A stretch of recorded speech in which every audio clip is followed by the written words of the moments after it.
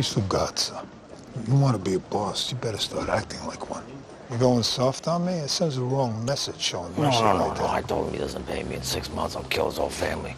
I'll gut the kid first and make the family watch. That's what I'm talking about. It's a change we need. I still don't know about this seat, though. There's gotta be another way. Ain't exactly handing him out, Joey. You want that seat? You gotta take it. 1962 was a dangerous year for Carlo Gambino. The air was charged, the streets humming with tension. Everyone in his world felt it: gangsters, spooks, oil barons, exiles, traitors.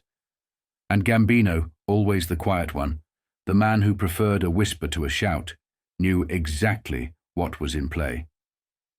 Down south, Carlos Marcello was funneling money into Cuban exile groups, hard-right militants determined to finish what the Bay of Pigs had started.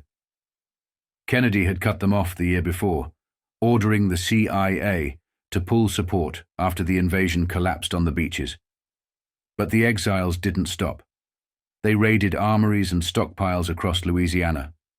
Guns and explosives were seized, arrests were made, and yet the movement kept moving.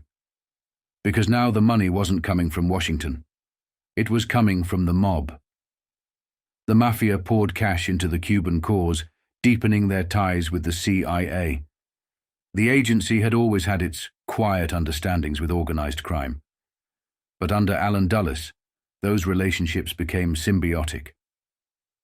Dulles cultivated the New Orleans mob like a trusted contractor. He wasn't alone.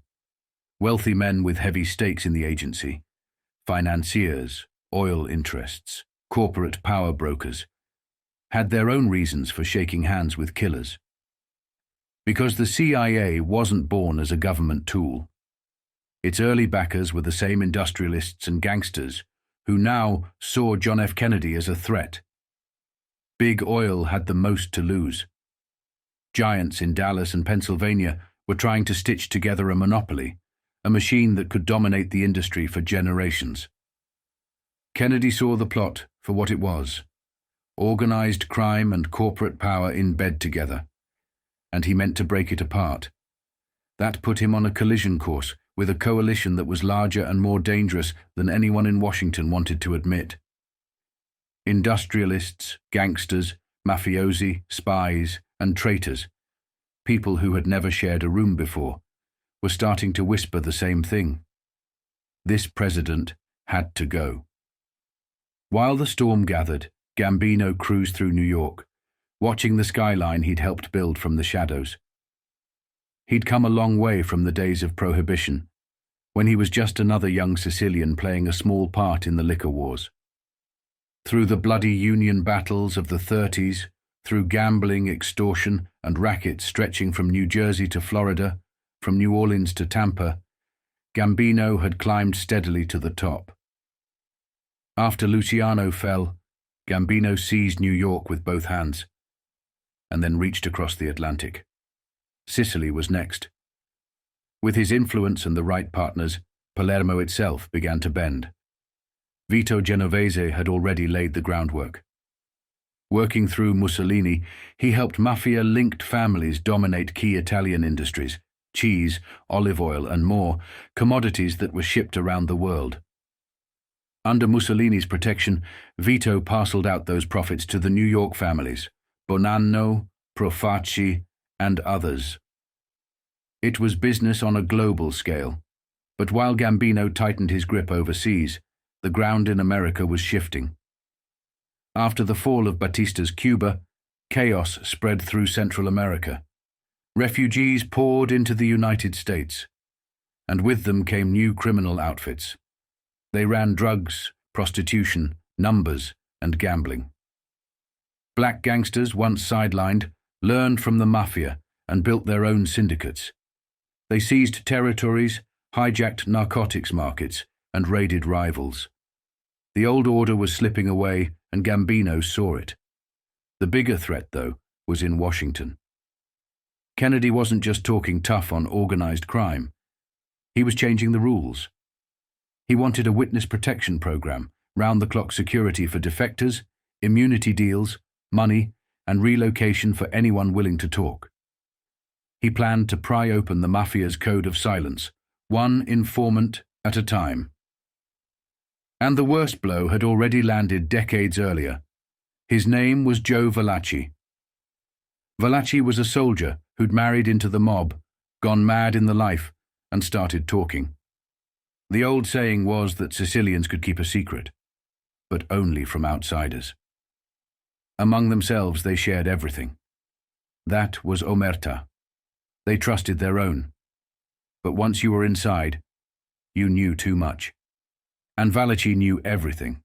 Names, history, operations. Nobody saw him coming. The first cracks in the wall had appeared years earlier. The Appalachian meeting that blew the lid off the Mafia's existence, then Vito Genovese's imprisonment. Valachi's testimony was the next disaster, and in a bitter twist of irony, Gambino himself had helped set the dominoes in motion. If Vito hadn't been sent to prison, Valachi might never have turned. If Valachi hadn't turned, the government might never have had the blueprint. But he did, and they did. Now, in 1962, Carlo Gambino, the quiet, patient king of New York, knew the war was coming. It wasn't just the Kennedys. It wasn't just the informants. It was the entire world changing around him. And he would have to decide whether to adapt or go down with the old ways he had built.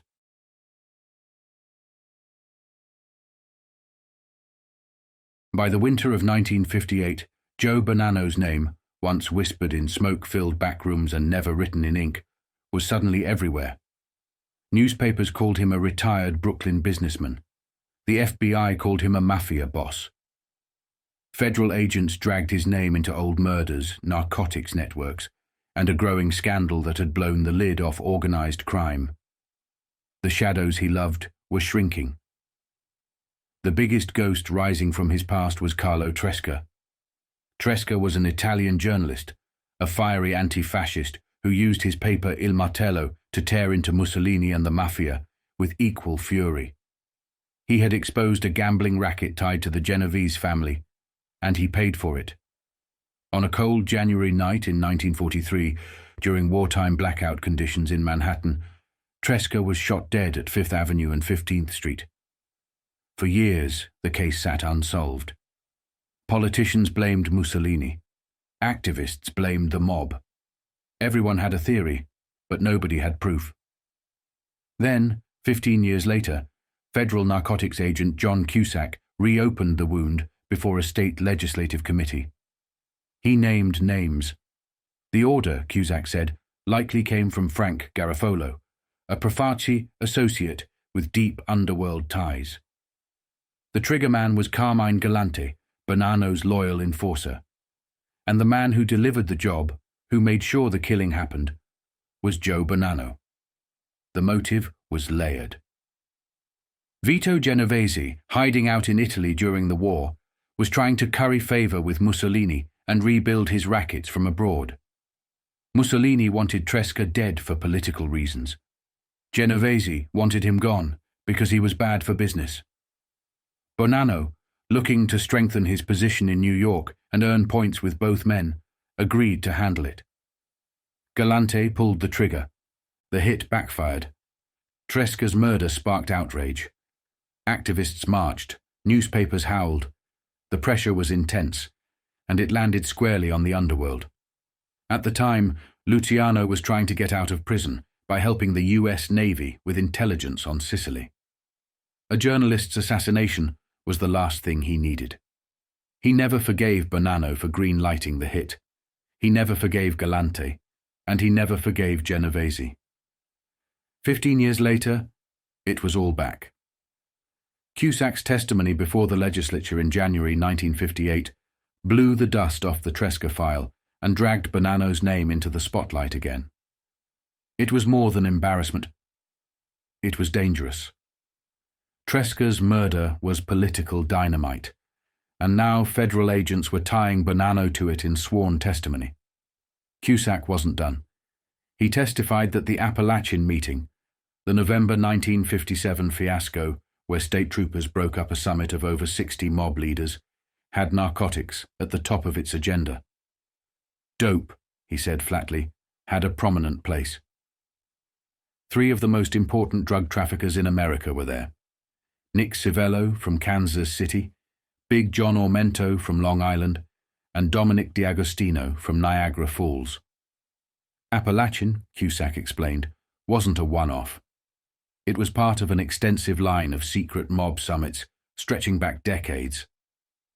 In December 1926, Bonanno himself, along with Joseph Profaci and Joseph Magliocco, had been picked up at a Cleveland hotel during a clandestine meeting. In 1952, Vito Genovese and Vincent Rao had met quietly in the Florida Keys. In 1953 and 54, the bosses had met again in Chicago. And in October 1956, they'd gathered in Binghamton near Appalachian, under the cover of a soft drink salesman's convention. That 1956 Binghamton meeting, Cusack said, was hosted by Joseph Barbara, the same man who would host the Appalachian Summit a year later. Among those attending was Carmine Galante, the same Galante suspected in Tresca's murder and now described as a major figure in the illicit narcotics traffic. Galante had been arrested by a state trooper that night. During the stop, Sergeant Edgar Croswell, the same cop who would later raid Appalachian, said a New Jersey police official offered him a $1,000 bribe to make the charges disappear. Galante ended up with a $150 fine and 30 days in jail. Police also learned that Galante had offered up someone else's driver's license, Joseph Di Palermo's, during the arrest. Di Palermo, they now suspected, had driven the getaway car in the Tresca murder. Both men had since vanished. By the time of Appalachian, Bonanno's circle was deeply entwined with the drug trade. Cusack named Ormento as one of the most active narcotics traffickers in the United States. He said Magliocco, another Appalachian attendee, had long been a high-ranking member of the Mafia and an associate of key narcotics figures. And he placed Bonanno himself near the center of the storm, noting that Bonanno had met with a close associate of the exiled Luciano in Italy shortly before the meeting. It was believed that Luciano and Joe Adonis, both living in exile, had sent their instructions to Appalachian through emissaries like Frank Cucchiara of Boston and Phil Brucola of Massachusetts. The fallout was enormous. Governor Averell Harriman called Appalachian a strange meeting, and Tioga County impaneled a special grand jury to dig into its purpose. Russell Bufalino, the powerful Pennsylvania boss, was hauled before investigators and invoked the Fifth Amendment 26 times. Prosecutors probed bribery allegations tied to Galante's 1956 arrest. And everywhere they turned, Bonanno's name hovered just out of reach. Not loud, not exposed, but always there. The government called it the Mafia. Old-timers called it the Mafia, the Sicilian Brotherhood that had crossed the ocean and reshaped itself in America. Whatever the name, its roots run deep, and Bonanno was among its most enduring figures. From Cleveland in 1926 to Appalachian in 1957, his fingerprints were on every major gathering. He had survived Mussolini, Luciano, Maranzano, and Genovese. He had outmaneuvered the police, the press, and even presidents. But now, for the first time, the world was beginning to see the man in the shadows, and the past he couldn't outrun.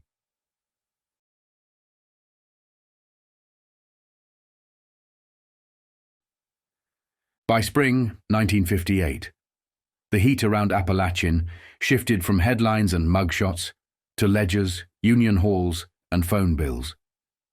The story wasn't just who ran, it was what they ran. And wherever investigators followed the money, garment shops, trucking routes, vending companies, liquor, and dope, the lines kept circling a familiar name: Joe Bonanno. New York's former investigations chief, Arthur L. Reuter, laid it out cold. Appalachian wasn't a social call. On the table, the non-union garment industry that flourished around Pittston and bled New York's legitimate shops dry. He ticked through what the bosses were really moving: legitimate manufacturers, wholesalers, contractors, truckers, labor consultants, and union officials, working the angles, manipulate grievances, extend union infiltration, divvy territories and proceeds, handle payoffs and lobbying money. In that world, Bonanno didn't just take a cut. He had holdings with real addresses. He'd been former owner of B&D Coat Company in Brooklyn, women's coats, while his circle filled out the supply chain. John Bonventre tied to Pinta, Clothing and Levine, and Bonventre. Natale Evola, fronting the Belmont and Amity garment delivery outfits, and leaning on the shoulder pad trade. Joseph Riccobono, with Christine and Tony Bell dresses, and Carlo Gambino, wearing the title of Labor Relations Consultant, while the ILGWU said he owned a non-union dress shop upstate.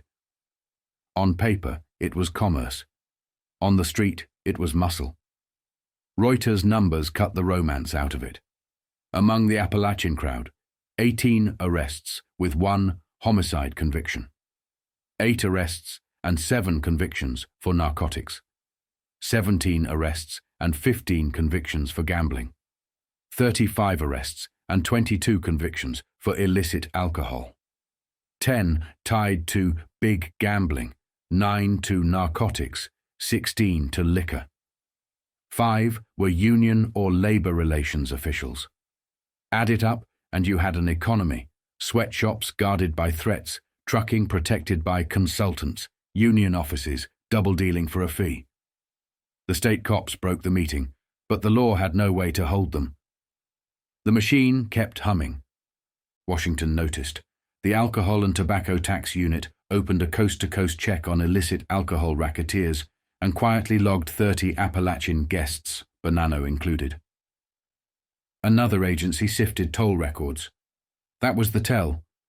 100+ calls linking the bosses to one another, to garment firms, to union locals, to vending companies, to Havana casinos, and to outfits that handled chemicals you didn't put in dresses. You put them in heroin. Start in Endicott. Joseph Barbara's Canada Dry bottling phone hit Santo Volpe in Pittston, Russell Bufalino, and a dress firm tied to Anthony Guarnieri. Barbara himself called Big John Ormento at LG Carriers, garment center muscle that changed its name to Randy Truck Company after the raid. The state liquor authority yanked the bottling company's wholesale beer license, and Barbara sold out, but the contact web was already mapped. From Brooklyn, Joe Bonanno rang the airport motel in Newark, Anthony Riela's place, pegged by Reuter as a staging point for the Appalachian trip. He and John Bonventre went scarce when subpoenas started flying. On vacation, in Cuba, or Italy, investigators said. But their call sheets kept talking. Bonventre reached Mike Polizzi in Detroit, a vending and pinball boss, and a Manhattan sportswear company tied to Tommy Lucchese. Frank Cusciara, the Boston cheese man who'd just been to see Luciano's people in Naples, dialed Gambino in Brooklyn and Raymond Patriarca in Providence. His Purity cheese phones also hit Barbara's plant and Joe Falcone in Utica. Bufalino worked the boards from the Lexington Hotel to Barbara Guarnieri, a Binghamton dress firm, and Teamsters Local 985 in Detroit, while old Pro Santo Volpe was said to be grooming him as successor. The list went on. Roy Carlisi in Buffalo, Charles Cheery in Jersey calling a Manhattan mob hangout, the usual names and covers. What mattered wasn't each call, it was the pattern. Garment loads, union doors, trucking docks, and casino cages all ran on the same switchboard. Fold narcotics into it, and the picture turned sharper. Federal agent John Cusack had already told Albany that dope held a prominent place on Appalachian's agenda. Nick Civello, Big John Ormento, Dominic D'Agostino were his marquee traffickers, and that earlier conclaves, Cleveland 26, Florida Keys 52, Chicago in 53 and 54, Binghamton 56, set the precedent. In Binghamton, a trooper collared Carmine Galante, and heard of a $1,000 bribe attempt to make it vanish. Galante, Bonanno's iron fist, had been named in the Carlo Tresca murder revival and in the dope trade. The chemistry question, the dye house calls in New Jersey, wasn't for fabric. The same chemicals cooked raw opium into heroin. The underworld had the formula. Reporters confirmed it with a drug firm. Nobody printed the recipe. Nobody needed to. Through it all, Bonanno kept to form. Quiet, protected, indispensable. He liked the politics, the donations, the introductions, the labor relations meetings where deals were cut to kill strikes or start them. In New York, his address book read like a garment directory. In the Southwest, he was building a desert base with old friends. Marcello, Trafficante, Kansas City, the Texas crowd. Just as the outfit planted flags out west. Publicly, he was the retired coat man. Privately, he was the broker who could switch on a strike in Peckville, or move a truckload from a non-union shop in Pittston and make it arrive clean in Brooklyn. Appalachian had dragged him into daylight, but the machine didn't stop. A dress job on Cherry Street in Pittston, a consultant office in Manhattan, a trucking invoice in White Plains, a bottle plant in Endicott. The wires between them hummed with the same names, the same favors, the same money. And at the center, never loud, never careless, sat Joe Bonanno, built like a businessman, wired like a boss, running an industry that didn't need a sign on the door to tell you who owned it.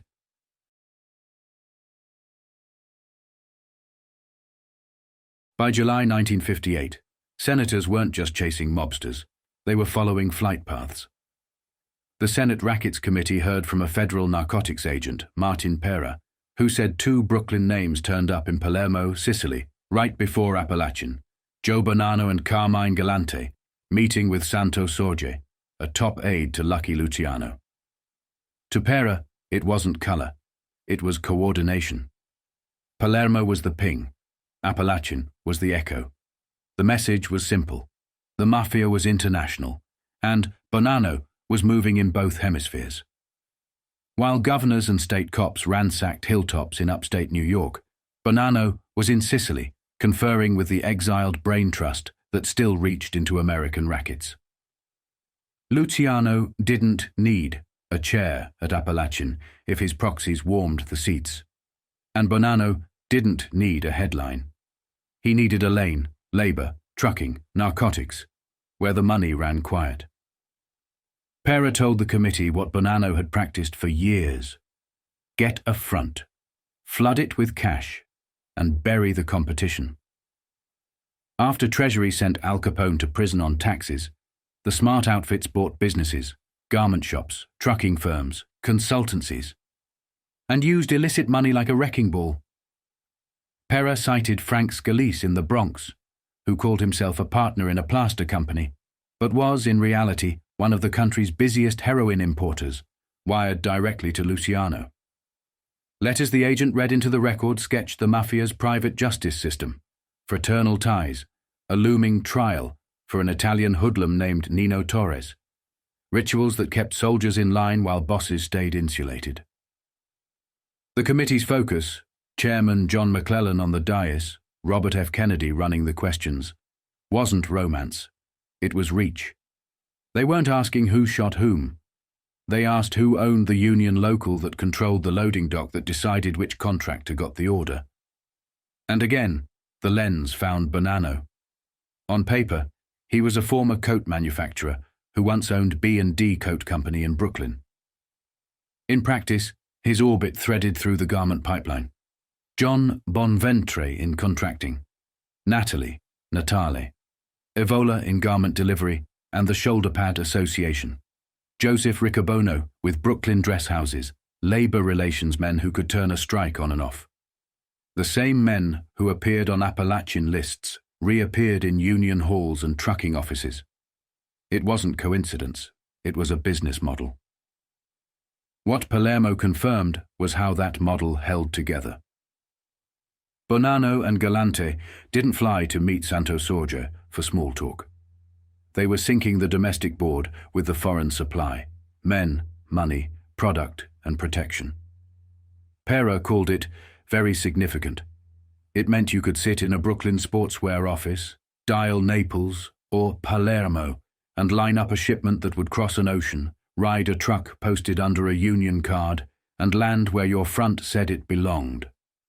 If a strike threatened the schedule, a grievance got resolved. If a competitor got brave, his load disappeared, or his license did. The end of the line, cash, always found its way back to the men who kept the phones ringing. The committee built its narrative around Appalachian, then widened it. Charts mapped family networks from Pennsylvania through Ohio and Michigan to New York and New Jersey. Names you saw in dress shops or on trucking invoices appeared again under headings like narcotics and gambling. The Mafia wasn't a rumor to them. It was a directory. In those directories, Bonanno was never the loudest entry. He didn't need to be.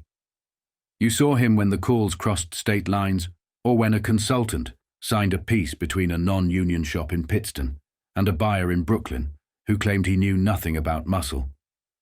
And Galante was always one step behind him. The fist. The legislature had already heard how a state trooper in 1956 caught Galante near Binghamton and got a clumsy bribe offer and a borrowed driver's license that later tied into the Carlo Tresca murder. Now Pera placed Galante in Palermo with Bonanno, heroin routes on one side, labor on the other, both ends of the same wire. Tie that to what New York's former investigations Chief Arthur Reuter had documented. Appalachian's stake in non-union garment houses, muscle-protected trucking, and lobbying budgets, and the picture sharpened. The cover businesses weren't camouflage, they were engines. They cleaned dirty money and created new dirty money at the same time. McClellan warned that if Congress needed proof to drive out the crooks, these hearings would supply it. Kennedy said they'd use Appalachian as a spine, then move to the limbs. Chicago nightclubs torched for control, hotel and restaurant unions bent out of shape by mob stewards, a dozen more unions with the same fingerprints. But the spine mattered. Appalachian told them who trusted whom. Palermo said who authorized it. And Bonanno sat at that junction, Luciano's emissaries abroad, his own captains at home, and an industry's worth of fronts that could push product, fix a grievance, and make a ledger sing. By midsummer, the committee's wall map looked like a switchboard. Pittston dress rooms, Endicott bottling phones, Manhattan labor relations suites, Newark motels, Boston cheese offices doubling as message centers, Naples villas. The lines crossed in familiar places. One line traced back to a retired coatman from Brooklyn who preferred banquets and baptisms to cameras. Another tracked a Sicilian meeting that happened just before the state police found Cadillacs and mud-caked suits on a hill in Tioga County. That was Joe Bonanno's talent. Make Palermo and Appalachian feel like the same room. The senators could measure it in toll slips and testimony. The agents could see it in front companies that never went out of business. And the men in the life didn't need a map to know who could get a truck through a picket line at midnight and have it blessed by morning. Bonanno didn't shout. He didn't pose. He just kept the lines open.